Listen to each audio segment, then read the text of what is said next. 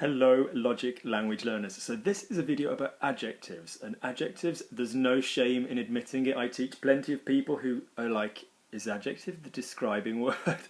Adjective is the word which describes the noun. So for example, a black horse, adjective is black, okay? So adjectives normally follow the word in French, but on some occasions go before. I know that's not particularly helpful, and you've probably already come across that. So for example, a small problem, un petit problème, versus, une décision intéressante, an interesting decision. Or many of you who are more advanced are probably aware that there are certain words which go before, certain words which go afterwards, and so this is a video about pushing that level up for you. Okay, so let's have a little look. So underneath this video, in the description box, you're going to see a list of text, and this video will be referring to that. So any other questions, please do email me at logiclanguagelearning@gmail.com and I will help you out. So what we're generally doing today is having a general look at which adjectives go before, which adjectives go after, which adjectives can kind of do both accordingly, and can we form any patterns. So if we open up my adjective order sheet, there we go, which is what I'm going to be posting underneath. So one method that a lot of websites use, I'm not a big fan of it myself, but I thought it might interest you, is bags. And bags is an acronym where you were going to say beauty, age, goodness, and size. So beauty, for example, would be adjectives like beau, joli. So for example, une belle femme, une jolie fille. Age would be jeune, young, vieux, old, nouveau. So une nouvelle voiture. So obviously I'm jumping from male to female because these adjectives all have a male and a female form. Just because it comes before, you are still going to make it male or female. Goodness would be like good, bon, or feminine bonne. Mauvais, mauvaise. Gentil, kind, meilleur. Size, petit, small. Big, grand, fat, gros, high, haut. Yeah, haut, like haute cuisine. Again, you're going to have the feminine. And there are exceptions with those that we will talk about. So on a side note, if you just read through the description, you'll see what I'm talking about. Some of those words have their own little third alternative. A kind of, not transgender, not a kind of third gender, but a kind of a male form of those words, which are going to be spelt in a way that's similar to the feminine. And I don't know if you've ever noticed this. So for example, a handsome man is un bel homme, B-E-L. So it's going to sound like the female word, but you're going to be using a hybrid spelling, so B-E-L, so you're going to stop at the first L. Same with nouveau is the masculine, but if you said a new man, un nouvel homme, because it starts with a vowel, an open mouth. A new object, un nouvel objet. Again, with the word for beautiful, would do the same thing, un bel homme, yeah, not un beau homme. So even though it's masculine, we've got a separate sort of third gender, if you will, for those words, okay? So that is something else to bear in mind on common words like beau, nouveau, and obviously vieux. So moving back on then, if you look down the list, we've got a list of the adjectives taken from another website who publish everything in a blush pink. They have a list of adjectives that they think are the ones that go before. And let's just see if we can apply this bags theory to that. So let's just see if we can apply the themes in bags, which is obviously going to be beauty, age, goodness, and size to that. So in that list we have beau and belle, yeah, so that would apply to bags, yeah, so for example, une belle femme, good, now I'm talking about when adjectives go before the noun or after the noun. Obviously if you're going to use the word is, so for example, if you said a beautiful woman, une belle femme, you can use an adjective with a verb like to be, so the woman is beautiful. Don't then go, oh yeah, but Luke, beautiful goes afterwards there. I'm on about when you just use them without the verb to be, so a beautiful woman rather than the woman is beautiful. Obviously that would be la femme est belle. So beau, belle, yeah, that goes before, that matches, what would we say, that's going to match beauty. Bon, good, yeah, or bonne, yeah, that matches goodness. Excellent, excellent, you could argue that that kind of matches goodness, but not really, but it's a common one. C'était une excellente idée, and you know, whatever. That one can float around, and we'll talk about some of those later. Gentil, yeah, that's to do with goodness. Grand, that can float around as well, but that's to do with size, so that's on there. Gros, that's to do with size. Jeune, that's to do with age. Joli, that's to do with beauty. Long or long, that's a common one people forget can go before. C'était une longue histoire. That's not really got anything to do with any of those, I suppose size, but a bit roughly. Mauvais, absolutely to do with goodness, bad. Side note on mauvais, mauvais doesn't just mean bad, it can also mean wrong, if you're talking about the wrong thing. So for example, is that correct? True or false? You know, c'est vrai, c'est faux. Wrong, so for example, the wrong boy would be the bad boy in French, le mauvais garçon. The right girl, la bonne fille. So for example, we found the right girl for the job. Nous avons trouvé la bonne fille pour le travail. Okay. Same, même. We don't really confuse the word order of that though. Meilleur. Nouveau, nouvelle. Yep, so that goes before. Small, that's to do with size. Vieux, that's to do with age. Long, curiously they're popped there twice. Vilain is like naughty, bad. Ugly, not really, but yeah, if it's offensive to the eyes. And that is that's to do with goodness. So a lot of those words on the other website do indeed match the whole bags system. So play with those for yourself. Now, a couple of ones that obviously are exceptions to the bags law. That's obviously going to happen. So for example, laid or laid, ugly. Now notice that we use the word moche quite commonly in French as well. Yeah, moche. Il est moche. It's ugly. So moche is a common word for ugly, but laid or laid, which has a gender. So une maison laide, an ugly house.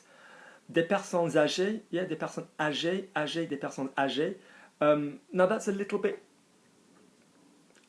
kinder, rather than saying, you know, vieille with personne. That would be a little bit more. I wouldn't call someone une vieille dame. I'd refer to them as, you know, somebody who's plus âgé. It's just a little bit, you know, like in English, we wouldn't go the old man. You'd say, you know, the elderly gentleman. Yeah. Un chien méchant, a mean dog. Good. Ordinal numbers as well. So the first, the second, obviously, la première femme, la deuxième femme. And we're going to talk about the word order of those. So the next thing, there's a fly flying around. The next thing I'd like to talk about, and do please let me know underneath if you find this useful, is some adjectives mean something different according to where they go. And this is something you see in other European languages, particularly Spanish. So, for example, what I'd like you to think about with these ones coming up is, what is the most obvious and direct meaning of the adjective? I'm sorry, all Buddhists, but that fly needed to go. So, what is the most obvious and direct use of the adjective? So, for example, the way you can test that is by saying Luke is, or somebody is, and then this adjective. And that will tell you what that really means. So in a lot of these ones coming up, when you've got a word that's going to be used in the obvious adjective way, the most direct translation, then it goes afterwards. If it's being used in another way, and that will vary socially from word to word, that will go before. So I'll say it again, if it's been used in its most logical, obvious way, it will go afterwards. And if it's been used in a different way, it will go before. So let's have a look. So the word ancien looks like ancient in English. That means old, classically old, whatever. So literally that, if you said if something was old, you know what it would mean. So not as common as vieux, vieille, but you'll see where we're going. So if I wanted to say, you know, an old apartment, referring to its age, you know, c'est un appartement ancien, yeah? It's not really what you'd say, but the point is, that would be different from if I said my old apartment, as in my former apartment, and in which case you're going to go mon ancien appartement, as in the one I was in before. It's brand new when I moved in. It's not an old building, but it's my old one. It's old to me. You'd use ancien. You can also, by the way, use the word précédent for that in French, but you would pop précédent afterwards. So, for example, my old job, mon ancien emploi. Yeah, mon ancien travail. So again, notice that when we're using the word old in a kind of different way than the most obvious meaning, it will go before, and if it's in the most obvious way, it will go afterwards.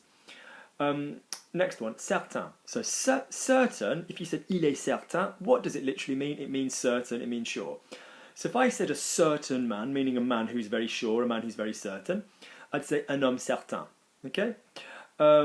If I said certain people, and I'm using certain as a kind of, general indicator of who I'm talking about, rather than the specific adjective, then I would say certaines personnes. So certain people learn French with YouTube. Certaines personnes apprennent le français avec YouTube. Okay? Let's look at the word cher. So literally, if I said c'est cher, it means it's expensive. So if I wanted to use that literally, I would pop it afterwards. So an expensive bracelet, un bracelet cher. If I wanted to use it in a way which is quite commonly used, like dear with a person, then that would go before. So my dear wife, ma chère femme. Okay? Again, now dernier and prochain are a little bit different because the one that's used in its most literal way actually goes the other way around. But let's look at that. So when you use dernier, the trick is this. If you are talking about last or next in a line, in a sequence, you are going to pop dernier before. And if you are talking about prochain or dernier in relation to time, in relation to right now, so for example last month or next month, you are going to pop dernier at the end. So that's kind of a bit reversed to the other rule. Or an easy way, if not perhaps the best way of thinking about it, is to think in English, if you say the last, something or other with the word the, you're going to use dernier before or dernière before. And if you've got last week, no the, last month, you're going to have dernier afterwards. So for example, if I said last week, I'd say like as in last week I went, la semaine dernière. Yeah? If I said la dernière semaine, it means the last week of a list, of a sequence. So for example, the last week of Hitler's life, he lived in a bunker, which would make it really difficult for the Wi-Fi. So if I said the last, the last time, la dernière fois, it's talking about a sequence. Like which time? The first time, the second time, the third time, the last time, la dernière fois. Same with prochain, prochaine, yeah? We'll change the gender, but the order will work differently. So if I said the next woman who comes in here, I'm going to, propose to, I'm going to marry. La prochaine femme. If I was like, next week, la semaine prochaine, because it's to do with time and now, so the prochaine will come at the end, okay? So back to our list, grand. Now, what's the most literal meaning of grand? Big, okay? So you could go, hang on, Luke, screech to a halt, grand, we've seen on the bags method. So, beauty, age, goodness and size. And indeed you do. But it's going to crop up here as well because it's got a double meaning. It could be great, grand, in other words.